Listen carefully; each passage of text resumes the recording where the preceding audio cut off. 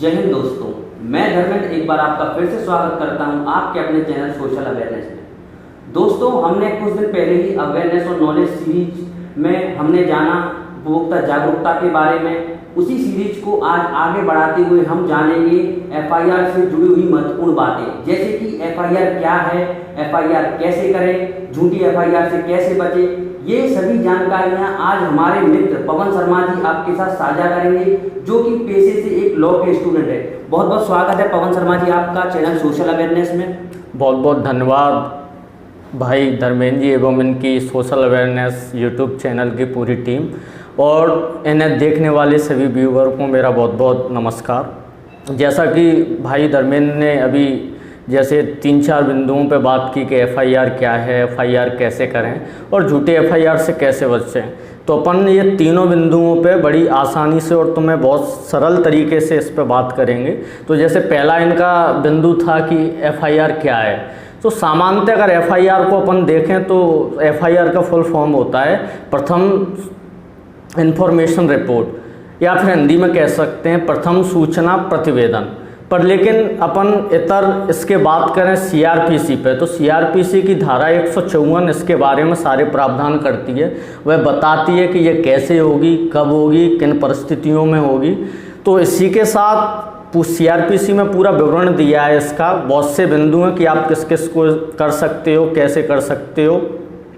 तो मैं सर्वप्रथम बता देता हूँ, पहले बिंदु पे ही अपन आ जाते हैं लंबी बात ना खींचते हुए कि एफआईआर क्या है। तो मैं इनका फुल फॉर्म आपको बता चुका हूँ। अब दूसरा बिंदु इनका है कि एफआईआर कैसे करें। तो ये बहुत अच्छा प्रश्न है इनका, वो बहुत अच्छा बिंदु। मैं इसका बड़ी सरलता से आपको आंसर देता हूँ कि एफआईआर कैसे करें।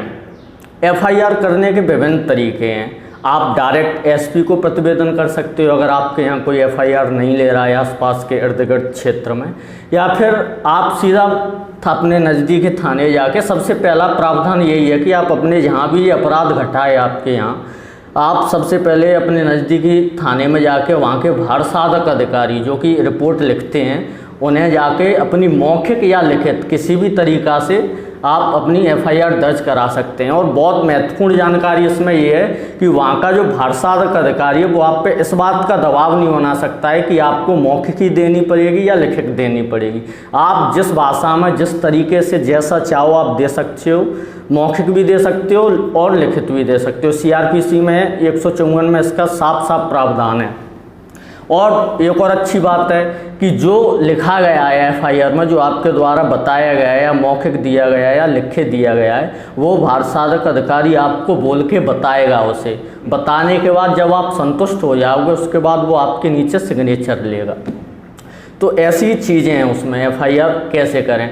और पहले इसका एक और तरीका है कि पहले अपन ये समझ लेते हैं एफआईआर करनी क्यों पड़ती है। तो एफआईआर को करने के लिए सामान्यतः हम 2 अपराधों की बात करते हैं, एक असंज्ञेय अपराध, एक संज्ञेय अपराध। संज्ञेय अपराध वे होते हैं जिसमें पुलिस आपको वारंट के बिना गिरफ्तार कर सकती है। वो बहुत जघन्य प्रकार के अपराध होते हैं, 302 रेप या वगैरह वगैरह। और एक होते हैं असंज्ञेय अपराध, नॉन कॉग्निजेबल ऑफेंस। तो उसमें पुलिस आपको वारंट के बाद ही गिरफ्तार कर सकती है, बिना वारंट के गिरफ्तार नहीं कर सकती है। तो आपको बहुत अच्छी जानकारी बताऊं, कई बार ऐसा होता है कि आप एफआईआर दर्ज कराने जाते हो तो वो आपकी एफआईआर सही तरीके से दर्ज ही नहीं हो पाती। तो उसका मुख्य कारण ये होता है, जब कोई संज्ञेय अपराध है या कोई गंभीर किस्म का अपराध है तो पुलिस उस अपराध की रिपोर्ट एफआईआर रजिस्टर में दर्ज करेगी। 2 तरह के रजिस्टर होते हैं एफआईआर भारसाधक अधिकारी पे, एक एफआईआर रजिस्टर और एक NCR register, non cognizable offence register, उसमें दर्ज करेगी। तो कभी कभी क्या होता है कि वो नॉन कॉग्निजेबल रजिस्टर में आपका अपराध दर्ज कर लेते हैं, बल्कि वो होता है एक संज्ञेय अपराध। तो बहुत सी चीज़ें उसमें पेचीदा हो जाती हैं। तो सबसे पहले समझिए आपको, और इसका भी प्रावधान अब थोड़ा लीगल चीज़ों को कम जानते होंगे तो मैं बता देता हूं कि संज्ञेय और असंज्ञेय अपराध के बारे में अगर आपको डिटेल्स में समझना है। वैसे मैंने समझा दिया है कि जो वारंट के साथ गिरफ्तार करे वो संज्ञेय अपराध है बिना वारंट के, और जो वारंट के बगैर गिरफ्तार कर ले वो असंज्ञेय अपराध है। तो इसमें सीआरपीसी में इसका प्रथम शेड्यूल में पूरा लिस्टिंग है इसकी, जो पुलिस के पास लिस्टिंग होती है कि कौन से संज्ञेय अपराध हैं और कौन से असंज्ञेय अपराध हैं। तो ये ऐसी चीज़ है। एक तीसरा बिंदु था आपका झूठी एफआईआर से कैसे बचें। बहुत अच्छा प्रश्न है इसका। और उससे पहले मैं एक और जवाब देना चाहूँगा। एक इसमें बड़ी भ्रांति है समाज के अंदर कि जब कभी कभी क्या पुलिस एफआईआर नहीं लिखती है। बहुत सी बार आपने शिकायत देखी होंगी कि हमारे यहाँ तो एफआईआर होती ही नहीं है, पुलिस लिखते ही नहीं है। या फिर आपको ऐसे घुमाते हैं पुलिस वाले कि आप जहाँ पे अपराध हुआ है वहाँ से अलग जाके कि आपका अपराध तो फलाने क्षेत्र में लगता है, आप उसी थाने में जाके करिए। तो मैं आपको बहुत अच्छी जानकारी देता हूँ, ऐसा कहीं भी कोई प्रावधान नहीं है। सीआरपीसी कहती है, सीआरपीसी में एक टर्म है 0 एफआईआर करके। 0 एफआईआर बहुत अच्छी चीज़ है, जानकारी की चीज़ है, मैं बता देता हूँ। 0 एफआईआर का सीधा सीधा अर्थ ये होता है कि अपराध कहीं भी कैसे भी घटा हो, आप कहीं भी उसकी शिकायत दर्ज करा सकते हो। पुलिस आपको मना नहीं कर सकती है कि हम आपका क्षेत्राधिकार थाना नहीं है, हम आपकी रिपोर्ट नहीं लेंगे। पुलिस को रिपोर्ट लिखनी पड़ेगी, जिसको अपन 0 एफआईआर कहते हैं। जैसे आज अपना यहाँ कोई अपराध घटा है, मैं कल मुरैना जाके इसकी एफआईआर दर्ज कराऊँ तो पुलिस को एफआईआर दर्ज करनी पड़ेगी। पुलिस सिर्फ इस बिहाफ पे मुझे नहीं वहाँ से हटा सकती है कि आपका क्षेत्राधिकार अम्बा थाने में आता है, तो ऐसा नहीं है। तो उसके लिए वो प्रतिबद्ध है पुलिस सीआरपीसी में, उसे 0 एफआईआर कहते हैं। उसके बाद पुलिस ट्रांसफ़र कर देती है 0 एफआईआर पे आपकी शिकायत लिख के आपके संबंधित थाने में, यहाँ ये अपराध घटा है, आप यहाँ के रहने वाले हो। अब अपन तीसरे बिंदु पे आते हैं कि झूठी एफआईआर से कैसे बचें। बहुत अच्छा प्रश्न है और इसका बहुत खूबसूरती से जवाब दूंगा मैं। बहुत सी बार ऐसा होता है धर्मेंद्र जी अपने यहाँ कि बहुत से लोग झूठे एफआईआर में फंसा दिए जाते हैं, फिर उन पर एक लंबा मुकदमा चलता है और लोग बड़े परेशान होते हैं उसमें। तो इसके लिए बड़ी अच्छी व्यवस्था है। आईपीसी की धारा 482 अगर आप पढ़ेंगे तो उसमें एक प्रावधान है कि अगर आपके पास कोई ऑफेंस में कोई एफआईआर दर्ज हुई है और आपकी गिरफ्तारी हो चुकी है, आपकी गिरफ्तारी होने वाली है उसमें, तो आप सीधा हाईकोर्ट जाके 482 आईपीसी की धारा के थ्रू एक एप्लीकेशन फाइल कर सकते हैं हाई कोर्ट में, जिसमें आप अपनी गिरफ्तारी को रोकने के लिए स्टे ले सकते हैं।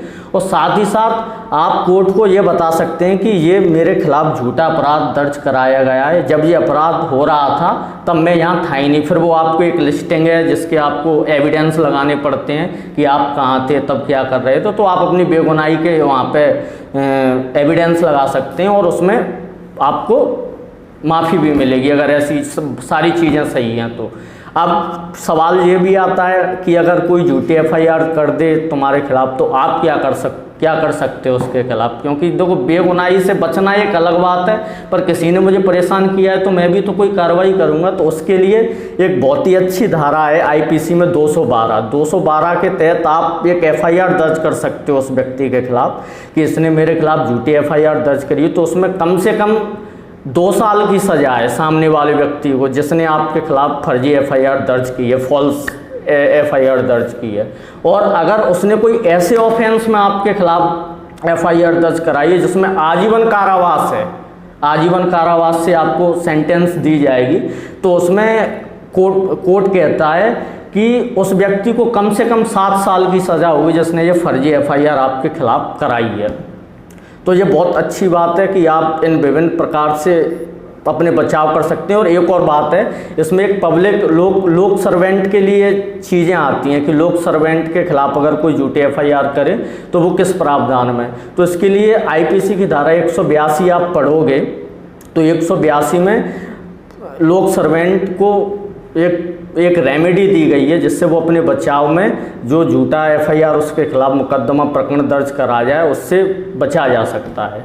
इसी के साथ मैं और बताऊं पवन शर्मा जी, हम ये जानना चाहते हैं कि ऑनलाइन एफआईआर कैसे दर्ज कर सकते हैं, ये जानकारी कृपया जो ये वीडियो देख रहे हैं उन सभी को। नहीं, बहुत अच्छा प्रश्न है। तो मैं आपको बता देता हूँ कि आप इसमें देखो बहुत से तरीके हैं एफआईआर दर्ज कराने के। सीआरपीसी की 154 सेक्शन में बताया गया है कैसे क्या अपन कर सकते हैं उसको। तो मैं 3 तरीके बता देता हूँ, बहुत अच्छे तरीके हैं।